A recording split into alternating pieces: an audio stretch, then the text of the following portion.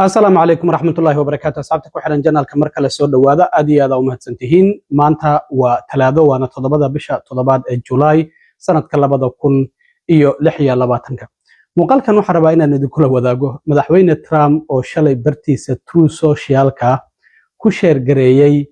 مقال إيو قرال من عنصرية أو تاجرياشيسة أو كوافلقا دينيي الميرير أو صومالي أو كقلين جبينيي iskuulada caruurta inta aysan klaaska koobaad kaarin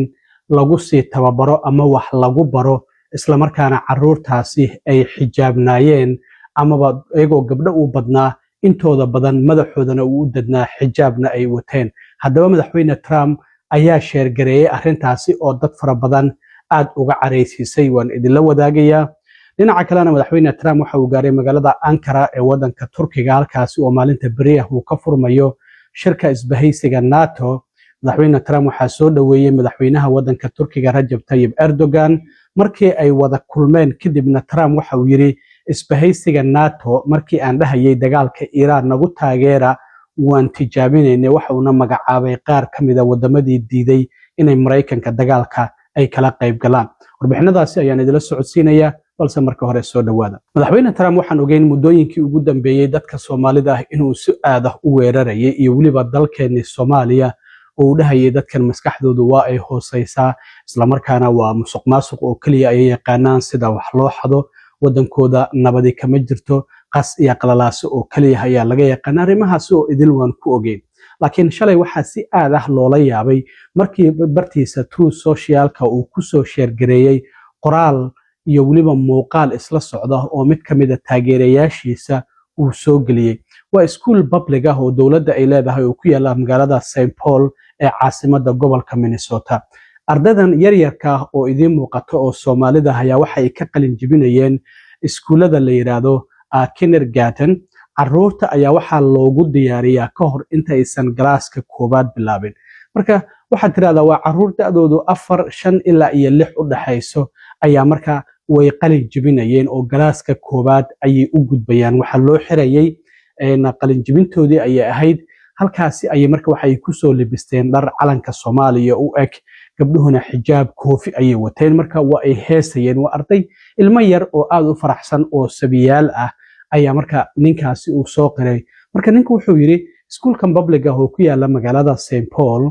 ee gobolka Minnesota waxaad arkaysaan uu yiri gabar kasta xijaab ayay wadataa kindergarten ayayna ka qalin jabinayaan marka Trump markuu qoraalkii arkay bartiisa True Socialka ayuu ku soo sheergareeyay arrintaasi marka waxa loo arkay in caruurtaasi yaryarka ah oo sabiyaasha ah oo ka qalin jabinayay kindergartenka isla markaana loo diyaarinayay marka iskuuladu ay furmaan hadda xilliyada iskuulku ay xirmayeen walow gobolada Mareykanka ay kala dambeeyaan oo qaarkoodna ayba u xirmeen bishii hore kuwana hadda ay u xirmayaan sida Minnesota kale marka uu sanadka dambe iskuulka furmayo bisha 9aad caruurtaasi galaaska koobaad ay fadhiisanayaan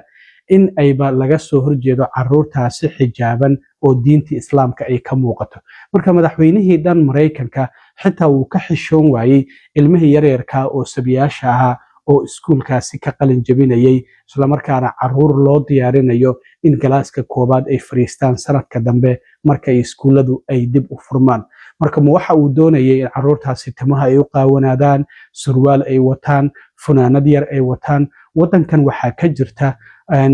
diinta qof kastaba diintiisa oo uu madax banaan yahay sidii uu rabo ayuuna u caabudi karaa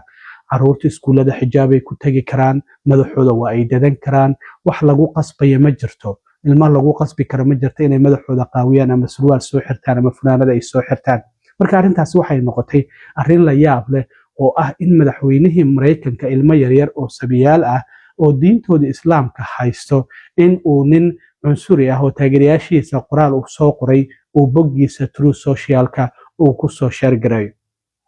dad fara badan oo cadaan ah waxaan arkay dhahay arrintan macquul maahan muxuu madaxweynuhu sidan ugu dhaqmayaa laakiin Trump waxyaabahan oo kale iyo waxyaabo ka daranba waa ay ka suurabaan waan arki jirnay in xitaa qof dhintay uu caayo uu yiraahdo qofkaas saas ayuu ahaa maxaad ka filaysaa marka dad nool in uu caayo ama aflagaadeeyo arrintaasi ma ahan mid ku cusub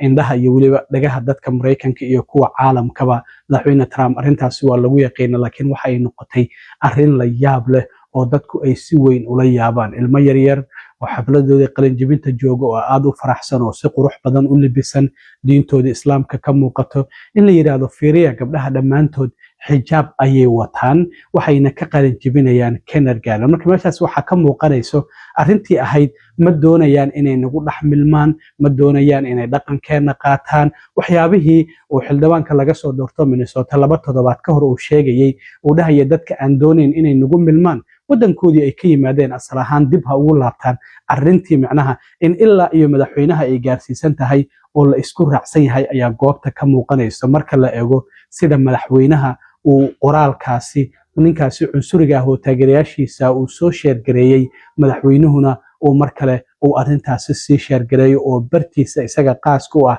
ee Truth Socialka uu soo geliyo sida halkan aad ka arkaysaan arrintaasi haddii halkaasi aan kaga gudbo madaxweyne Trump waxaan ognahay in uu u safray wadanka Turkiga halkaasi oo maalinta berri uu ka furmayo shirka isbahaysiga NATO marka Trump waxaa soo dhaweeyay madaxweynaha Turkiga Recep Tayyip Erdogan isla markaana ciidamo fara badan oo Bambayda ayaa ka qayb qaatay soo dhaweyntiisa markii ay wada kulmayeen marka madaxweyne Trump iyo madaxweynaha Turkiga Recep Tayyip Erdogan ayaa Trump waxaa la weydiiyay cambaareyntii wadamada NATO uu cambaareynayay waa kii dhahaya ciidamadeena xitaa qaar ka mid ah wadamada Yurub jooga waan ka soo qaadaynaa maxaa yeelay markii aan u baahnayn ma aysan na garab istaagin waxa uu doonayay in wadamadaasi ay dagaalka Iiraan ay ku taageeraan Trump marka waxa uu yiri arrintaasi waan ku tijaabinaynay marka waxaana diiday yiri wadamo ay kamid yihiin Talyaaniga Jarmalka iyo Faransiiska ayuu soo qaatay wadamada diiday inay dagaalkaasi kala qayb qaataan qaar kamid ah wadamadaasi xitaa eeraboradooda diyaaradaha Mareykanka inay isticmaalaan ayuu u diiday marka wuxuu yiri